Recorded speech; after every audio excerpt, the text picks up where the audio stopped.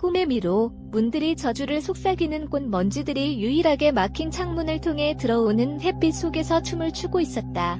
엘레나는 카메라를 손에 들고 찌든 공기 때문이 아닌 오싹함을 느꼈다. 청개의 문이 있는 집은 그녀 앞에 광기 어린 건축물의 기념비처럼 서 있었다. 썩은 나무, 허물어진 돌, 그리고 무엇보다도 문들의 미로였다. 셀 수 없이 많은 문들이 있었다. 그녀는 전설을 들었다. 옥이 박힌 문을 건너 사라진 야심찬 관광객, 거울로 가득 찬 방에서 돌아오지 못한 젊은이들, 낙원을 약속하고 지옥을 안겨주는 목소리의 속삭임. 하지만 엘레나는 역사가였지 잘 속는 사람이 아니었다. 그녀는 증거가 필요했고 청개의 문이 있는 집은 저주받은 건축에 대한 그녀의 논문의 완벽한 주제였다. 그녀는 녹슨 경첩의 불길한 삐걱거림에 굴복하며 정문을 밀었다. 어두운 현관이 그녀를 맞이했고 그곳은 눈이 그녀를 따라다니는 듯한 흐릿한 초상화로 장식되어 있었다. 왼쪽에는 뱀 모양의 청동 손잡이가 달린 견고한 참나무 문이 있었다. 오른쪽에는 거의 어린아이 같은 옅은 하늘색으로 칠해진 좁은 문이 있었다. 정면에는 상상할 수 있는 모든 크기와 재료의 문들이 늘어선 어둠 속으로 사라지는 복도가 있었다. 내 운명을 선택해. 부드럽고 거의 들리지 않는 목소리가 속삭였다. 엘레나는 깜짝 놀라 발꿈치를 축으로 돌아섰지만 혼자였다. 바람 때문일 거라고 생각했지만 기류는 느껴지지 않았다. 호기심에 이끌린 그녀는 파란 문을 열었다. 그녀는 밝은 햇빛 아래 라벤더 밭에 있었다. 향기는 황홀했고 벌들은 즐겁게 윙윙거렸다. 잠시 동안 엘레나는 그 목가적인 장소의 평화를 숨쉬도록 허락했다. 하지만 뭔가 어울리지 않았다. 벌들은 소리를 내지 않았고 태양은 그림자를 들이우지 않았고 라벤더는 부자연스러운 색깔, 거의 인광을 띠고 있었다. 문이 그녀 뒤에서 쾅 닫혔다. 엘레나는 문을 열려고 했지만 잠겨 있었다. 공포가 그녀의 목을 긁기 시작했다. 그녀는 소리를 질렀지만 그녀의 목소리는 들판의 광대함 속에서 사라졌다. 그러자 라벤더가 움직이기 시작했다. 바람에 흔들리는 것처럼이 아니라 생명력을 가진 것처럼 움직이며 보라색 물결 속에 그녀를 감쌌다. 엘레나는 달렸지만 라벤더는 점점 더 가까이, 점점 더 높이 그녀를 따라왔다. 그녀가 삼켜지기 전에 본 마지막 이미지는 줄기가 기괴한 형태로 비틀리고 조롱하는 얼굴을 형성하는 모습이었다. 현관에서 파란 문이 저절로 열리며 시들고 먼지투성이인 라벤더 밭을 드러냈다.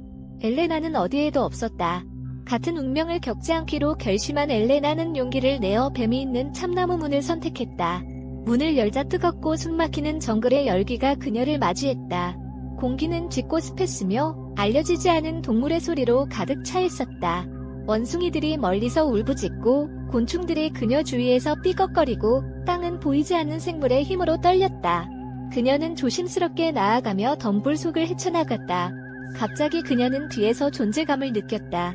그녀는 돌아섰고 넉마를 입은 키가 크고 마른 형체가 움푹 패고 굶주린 눈으로 그녀를 쳐다보고 있는 것을 보았다. 그것은 유령, 청개의 문이 있는 집에 갇혀 영원히 복도를 배회할 운명에 처한 영혼이었다. 유령은 그녀에게 덤벼들었고 뼈만 앙상한 손이 그녀를 움켜쥐려고 했다. 엘레나는 비명을 지르며 달려갔고 뿌리와 덩굴에 걸려 넘어졌다. 유령은 그녀를 쫓아왔고 그의 얼음 같은 숨결이 그녀의 목덜미를 스쳤다. 마침내 그녀는 마른 피로 덮인 돌 재단이 서 있는 공터에 도착했다. 재단에서 비늘이 덮인 피부와 불타는 눈을 가진 악마가 기다리고 있었다. 그의 목소리는 굵고 우렁찬 천둥 소리로 정글에 울려 퍼졌다. 너는 내 문을 선택했다, 필멸자야. 이제 희생을 바쳐야 한다. 엘레나는 자신의 실수를 깨달았다. 목소리는 그녀를 인도하는 것이 아니라 속이고 있었다. 청개의 문이 있는 집은 운명의 미로가 아니라 지옥 같은 거주자들에게 먹이를 주기 위해 설계된 함정이었다. 2번 생각할 겨를도 없이 엘레나는 바닥에 엎드려 목숨을 애걸했다. 그녀는 자신의 카메라, 연구, 심지어 영혼까지 바쳤다. 악마는 비웃었다. 내 영혼은 내가 첫 번째 문을 건너는 순간부터 이미 내 것이다. 하지만 대안을 제시하겠다. 다른 목숨과 맞바꾸는 목숨을. 엘레나는 주위를 둘러보았다. 여전히 피에 굶주린 유령이 천천히 다가오고 있었다. 그녀는 결정을 내렸다.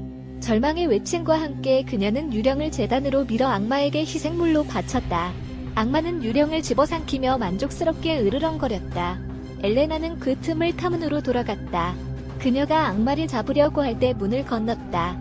현관으로 돌아온 엘레나는 헐떡이며 떨면서 천개의 문이 있는 집에서 살아남는 유일한 방법은 그 규칙에 맞춰 플레이하는 것임을 깨달았다. 목소리가 속삭였다. 내 운명을 선택해. 하지만 이제 엘레나는 운명을 선택하는 것이 아니라 생존 방식을 선택하는 것임을 알았다. 그녀는 집을 탐험하며 문을 열고 닫고 위험을 식별하고 그것을 자신에게 유리하게 사용하는 방법을 배우며 며칠을 보냈다. 그녀는 중세성에서 뱀파이어를, 침몰한 배에서 유령을, 무인도에서 식인종을 만났다. 그녀는 강문에 대한 지식을 사용하여 다음 문에서 탈출했고 항상 그녀를 스토킹하는 생물보다 한 발 앞서 있었다. 마침내 그녀는 전에 본 적이 없는 문에 도착했다. 그것은 거울로 만들어졌고 거울 속에서 그녀는 수척하고 절망적이지만 강하고 교활한 여자를 보았다. 문은 그녀를 다른 곳으로 데려가는 것이 아니라 자기 자신에게로 데려갔다. 문을 열자 그녀는 다시 현관에 있었지만 무언가가 바뀌었다. 천개의 문이 있는 집은 더 이상 감옥이 아니라 그녀 자신의 의지의 확장판이었다. 그녀는 미로를 제어하고 위험을 극복하는 방법을 배웠다.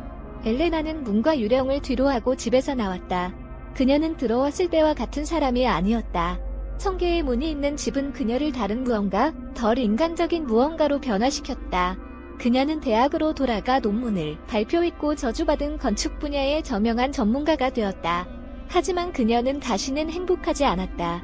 목소리는 계속 속삭이며 그녀를 미로로 돌아오라고 초대했다. 어느 날 엘레나는 사라졌다. 어떤 사람들은 그녀가 천개의 문이 있는 집으로 돌아가 새로운 주인이자 비밀의 수호자가 되었다고 말한다. 어떤 사람들은 그녀가 탈출할 수 없는 더 끔찍한 곳으로 가는 문을 발견했다고 말한다. 하지만 진실은 아무도 모른다는 것이다. 천개의 문이 있는 집은 비밀을 간직하고 문턱을 넘을 만큼 미친 사람들에게 저주를 속삭인다. 그리고 때로는 귀에 깊게 들으면 엘레나의 목소리가 새로운 방문객을 파멸로 이끄는 것을 들을 수 있다. 내 운명을 선택하되 내가 바라는 것을 조심해.